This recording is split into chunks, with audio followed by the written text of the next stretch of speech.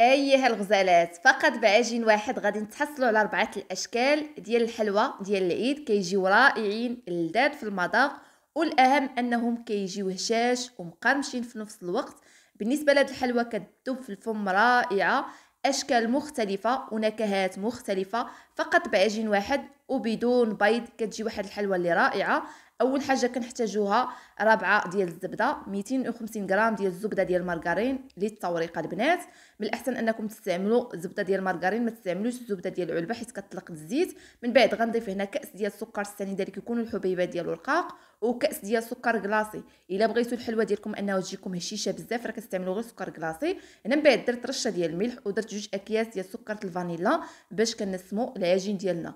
هنا في الاول البنات كتخدموا الزبده مع السكر مزيان حتى كتحصلوا على واحد البوماد.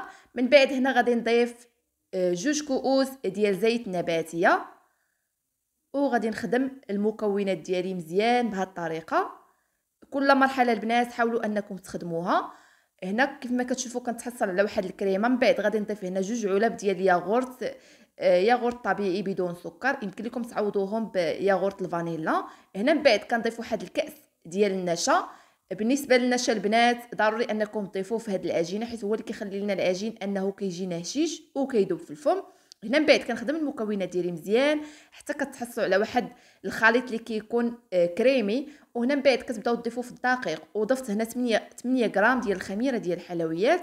هنا بالنسبه للبنات للدقيق هنا تقريبا غتاخذ لكم 900 غرام ديال الدقيق. المهم الدقيق البنات عاوتاني كيبقى على حسب النوعيه اللي استعملته. دائما الدقيق البنات كيضاف بالتدريج حتى كيتجمع لكم العجين ديالكم. وبالنسبه للقوام ديال العجين خاصكم تحصلوا على واحد العجينه اللي كتكون البنات رطبه، ما تقصحوش العجينه. دائما العجينه ديال الحلوى قد ما قصحتوها راه كتقصح معكم في الفرن.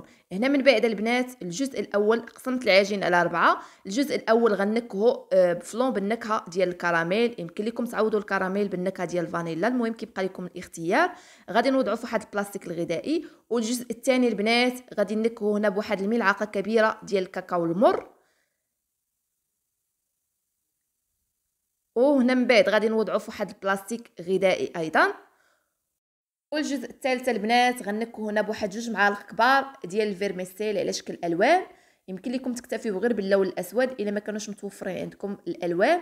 هنا من بعد غادي نوضعوا في بلاستيك غذائي ايضا، وغادي ندوزو نكهو الجزء الرابع اللي غنكهو هنا بواحد الملعقه كبيره ديال الكوك. بالنسبه للبنات العجين راه كتنكهوا باي حاجه بغيتو، يمكن لكم تنكهوا ايضا باللوز، بودره ديال اللوز او بودره ديال الكاوكاو، المهم كيبقى لكم الاختيار. هنا من بعد درت العجين ديالي في بلاستيك غذائي. اول شكل غادي نشكلو هو اللي نكهتو بالنكهه ديال الكراميل. غادي ناخذ العجين ديالي وغادي نبدا نشكل حرابيل. هاد الشكل البنات راه ساهل دغيا كيتحضر. هنا من بعد غادي ناخذ واحد الغلاقه ديال القرعه وغادي نبدا نضعها في الوسط ديال الحربول، وغادي نسدها بهذه الطريقه البنات كيف ما كتشوفوا. غنسد العجين ديالي، كنوضعوا الغلاقه في الوسط، من بعد كنسدوا العجين وكنوضعوهم في لاطا وكندخلوهم الفرن اللي كيكون سخون عافيه مهيله البنات حتى كيطيبوا لينا. من بعد كنشعلوا عليهم وكيتحمروا. المهم حاولوا انكم ما تكثروش ليهم الطياب باش ما يقصحوش معاكم. هنا من بعد الجزء الثاني اللي نكهته بالكاكاو المر غادي نسرحوا ما بين 2 اوراق او 2 بلاستيكات، كيبقى لكم الاختيار. حاولوا انكم ترققوا العجين ديالكم حيت هو راه كيتنفخ في الفرن. حيت هاد الصابلي البنات غادي نلصقوه. من بعد كنشكل على شكل دوائر، كنقطعوا على شكل دوائر وكندخلوا الفرن حتى كيطيب معايا بهذه الطريقه. هنا كيف ما كتشوفوا الاشكال من بعد ما طابوا.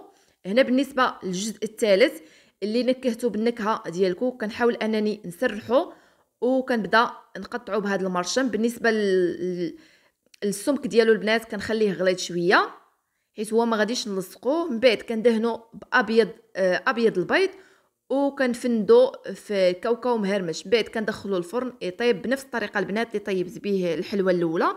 هنا بالنسبه للشكل الرابع اللي نكهناه بالفيرميسيل غادي نشكل كرات اللي كيكونوا صغار في الحجم. من بعد كنبدا نشكل ثقوب في الوسط ديال العجين بالجراله اللي كنقطعوا بها الشباكيه. هنا من بعد كندخلهم الفرن اللي كيكون سخون عافيه مهيله البنات حتى كيطيبوا. هنا كيف ما كتشوفوا كيفاش كيجيو ملي كيطيبوا. اول شكل البنات غادي نزينو معاكم، غادي ندير نصف ديال الحلوى في المربى وكاوكاو مهرمش. كاوكاو البنات كتحمروه غير في المقله، والنصف الثاني غادي نديرو في الشوكولاته السوداء. الشوكولاته البنات ذوبتها. بالنسبه للنوعيه كتستعملوا اي نوعيه، كتستعملوا كالا او النوعيه اللي وريتكم. وهنا بالنسبه للشكل الثاني غادي ندير عليه خطوط بالشوكولاته. وبالنسبه للشكل الثالث اللي شكلت فيه ثقوب، دوك الثقوب البنات كنديروا في الوسط ديالهم الصلصه ديال الكراميل اللي سبق ليا وشاركتها معكم. بالنسبه للتزيين البنات شاركت معكم تزيين اللي بسيط يمكن لاي سيده انها ديرو وسهل. هنا بالنسبه للشكل الرابع البنات درت ليه الصلصه ديال الكراميل في الوسط، ومن بعد درتو في الشوكولاته السوداء بهذه الطريقه البنات. راه الفيديو شارح نفسه. المهم اني شاركت معكم تزيين اللي بسيط ويمكن لاي سيده انها ديرو في واحد الوقت اللي سريع. كنتمنى ان هذه الحلوه ديال اليوم تنال الاعجاب ديالكم، والى عجبتكم البنات ما تبخلوش عليا بجيم وكومونتير زوين اللي كيحفزني انا نعطيكم الفيديوهات. كيف ما كتشوفوا الحلوه كيفاش كتجي، راه كتجي رائعه. وبالنسبه لهاد الحلوه اللي عمرناها بالكراميل راه كتجي لذيذه يا البنات. انا متاكده ان هاد الاشكال غينالوا الاعجاب ديالكم، وكل شكل كينسيك في شكل البنات. كونوا على اكيد انهم كيجيو مختلفين في المذاقات، كيجيو رائعين وهشاش كيذوبوا في الفم.